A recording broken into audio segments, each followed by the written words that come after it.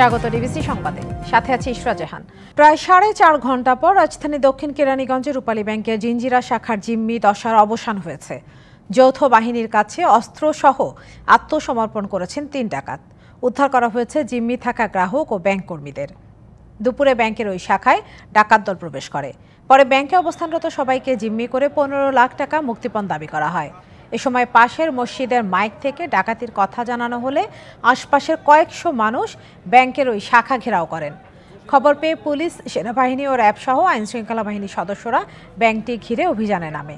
বিকেল 5:30টার দিকে কোনো প্রকার ক্ষয়ক্ষতি ছাড়া ভেতরে জিম্মি থাকা ব্যাংকটির কর্মকর্তা, কর্মচারী ও গ্রাহকদের উদ্ধার করা হয়।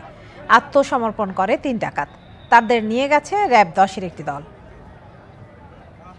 বিস্তারিত জানাতে ঘটনাস্থল থেকে আমাদের সঙ্গে সরাসরি যুক্ত হচ্ছেন সহকর্মী আতিক মেজবা লগ্ন। সেখানকার সবশেষ পরিস্থিতি জানাবেন আমাদেরকে।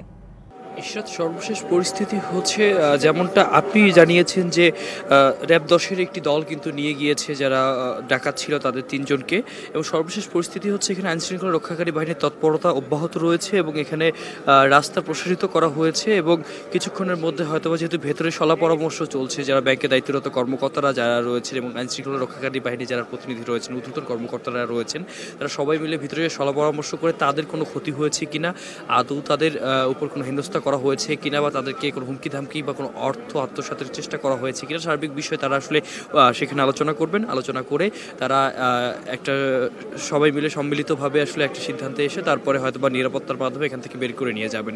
এদিকে আমরা আরেকটা তথ্য পেয়েছি যে কেরানীগঞ্জ মডেল থানায় রাত 8টায় একটা ব্রিফ রয়েছে।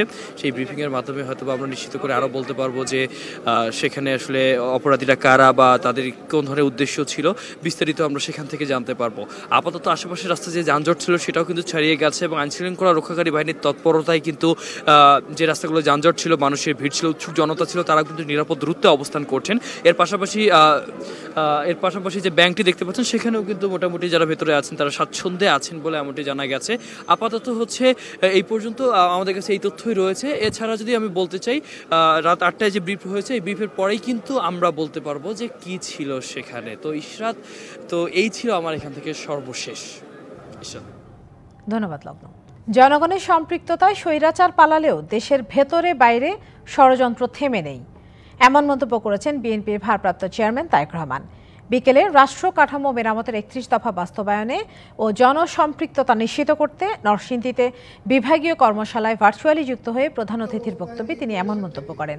এ সময় তিনি আরও বলেন, বর্তমানে দেশের স্বাধীনতা, সার্বভৌমত্ব রক্ষার সংগ্রাম শুরু হয়েছে। সংগ্রাম করেই ভবিষ্যৎ প্রজন্মের জন্য একটি নিরাপদ বাংলাদেশ গড়ে তুলতে হবে। বলেন, রাষ্ট্রীয় ক্ষমতায় যাবার সুযোগ পেলে 31 দফা বাস্তবায়ন করবে বিএনপি।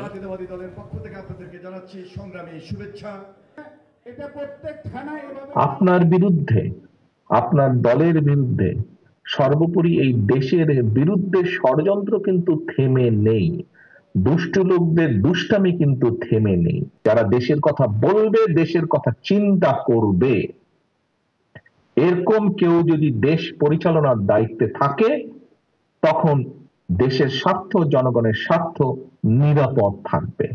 নির্বাচন কমিশনের অভিযানে এনআইডি সংক্রান্ত সেবায় ঘুষ লেনদেনের বিশাল নেটওয়ার্কের প্রমাণ পেয়েছে দুদক। অভিযানে 2 দালালকে আটকও করে প্রতিষ্ঠানটি। জাতীয় পরিচয়পত্র সেবা সংক্রান্ত অভিযোগের বিষয়ে বৃহস্পতিবার রাজধানী আগারগাঁয়ে নির্বাচন ভবনে অভিযানে যায় দুদকের একটি দল। দুদকের সহকারী পরিচালক আসিফ আল মাহমুদ বলেন, এনআইডি সংক্রান্ত সেবায় ঘুষ লেনদেনের বড় সিন্ডিকেটের প্রমাণ পেয়েছেন তারা। এছাড়াও জাতীয় পরিচয়পত্র নিবন্ধন সংশোধনে প্রায় 4 লাখ আবেদন আগামী 3 মাসের মধ্যে নিষ্পত্তি করা হবে জানিয়েছেন সংশ্লিষ্ট অনুবিভাগের মহাপরিচালক ASM হুমায়ুন কবির। 3,78,000 আবেদন পেন্ডিং আছে এবং এই পেন্ডিংটাই হচ্ছে সম্ভবত এই দুর্নীতির একটা বড় সুযোগ। কারণ মানুষ দুর্দান্ত সাফার করে, যারা জড়িত তাদেরকে আপনার আইডেন্টিফাই করে তাদের বিরুদ্ধে আমাদের সরকারি নিয়ম অনুযায়ী এবং রাষ্ট্রীয় যে সমস্ত আইন কানুন আছে সেই অনুযায়ী যা যা করার আমরা তা করব। যুগোপযোগী নেতৃত্ব গড়ে তুলতে উন্নয়নশীল দেশগুলোকে শিক্ষাক্ষেত্রে নতুন উদ্ভাবন আনতে হবে। মিশরের কায়রোতে উন্নয়নশীল দেশগুলোর জোট D8 সম্মেলনের উদ্বোধনী অধিবেশনে কথা বলেন অন্তর্বর্তী সরকারের প্রধান উপদেষ্টা ডক্টর মোহাম্মদ ইউনূস। সম্মেলনের এবারের প্রতিপাদ্য investing in youth and supporting small medium enterprise shaping tomorrow's economy.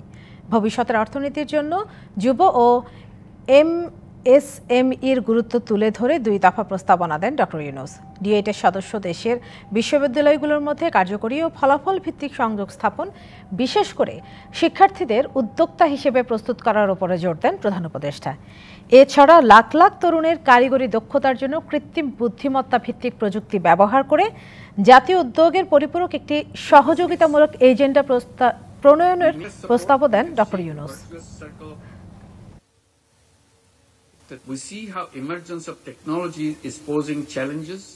জলবায়ু পরিবর্তনের প্রভাব মোকাবেলায় অভাবনীয় কল্পনা শক্তি দেখিয়েছে আমাদের তরুণরা। এক্ষেত্রে আমাদের লাখ লাখ ক্ষুদ্র ও মাঝারি উদ্যোক্তাদের কথা বলতেই হয়। D8 দেশগুলোতে সম্মিলিতভাবে পর্যাপ্ত সম্পদ রয়েছে তাদের পাশে দাঁড়ানোর। আসুন আমরা যুব সম্প্রদায়, স্টার্টআপ, ব্যবসা অর্থায়ন নিয়ে খোলামেলা ফলাফল ভিত্তিক আলোচনার আয়োজন করি এবং তাদের মধ্যে নতুন প্ল্যাটফর্ম তৈরির চেষ্টা করি। বাংলাদেশ এই ধরনের উদ্যোগ এগিয়ে নিতে প্রস্তুত থাকবে এবং 2025 সালে প্রথম বহু অংশীদারদের নিয়ে সম্মেলন করবে। অবশেষে প্রণয়ন করা হলো বেসরকারি শিক্ষকদের বহু কাঙ্ক্ষিত বদলি নীতিমালা, যাতে NTRC এর মাধ্যমে নিয়োগ পাওয়া MPO-ভুক্ত শিক্ষকদের বদলির দ্বার উন্মোচিত হলো। এতে অগ্রাধিকার দেওয়া হয়েছে জ্যেষ্ঠতা, নারী শিক্ষক নিজ জেলা থেকে দূরত্বের বিষয়। এই নীতিমালার ফলে বেসরকারি শিক্ষকদের একটি বড় বৈষম্য দূর হয়েছে বলে মনে করছেন শিক্ষা উপদেষ্টা। 2016 সাল থেকে সারা দেশে স্কুল, কলেজ ও মাদ্রাসায় কেন্দ্রীয়ভাবে শিক্ষক নিয়োগ শুরু করে সরকার। বেসরকারি শিক্ষক নিবন্ধন ও প্রত্যয়ন কর্তৃপক্ষ NTRC এর মাধ্যমে 5 ধাপে এ পর্যন্ত নিয়োগ হওয়া এমন শিক্ষকের সংখ্যা 1.25 লাখেরও বেশি, যাদের অনেকেই নিজ এলাকা থেকে নিয়োগ পেয়েছেন বহুদূরে। বিগত সময়ে বহুবার এসব শিক্ষকরা বদলির আবেদন জানিয়ে নানা কর্মসূচি পালন করলেও তাতে কান দেয়নি আওয়ামী লীগ সরকার। কিন্তু এবার সেই অপেক্ষার পালা শেষ হলো। বৃহস্পতিবার প্রণয়ন করা হলো বহুকাঙ্ক্ষিত সেই বদলি নীতিমালা, যাতে জ্যেষ্ঠতা, নারী শিক্ষক এবং নিজ এলাকা থেকে দূরত্বের বিষয়কে অগ্রাধিকার দেয়া হয়েছে। শিক্ষা উপদেষ্টা বলছেন, এই নীতিমালা প্রণয়নের ফলে বেসরকারি শিক্ষকদের দীর্ঘদিনের বৈষম্য দূর হলো।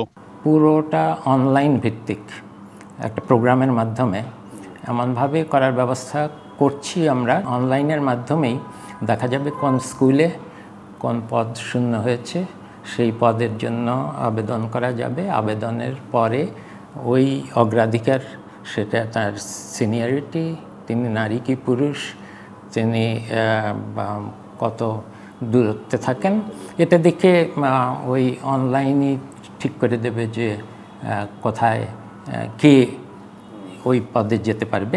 তিনি জানান, পুরো বদলি প্রক্রিয়া স্বয়ংক্রিয়ভাবে সম্পন্ন হবে, নিরসন হবে বদলি বাণিজ্য ও ভোগান্তির।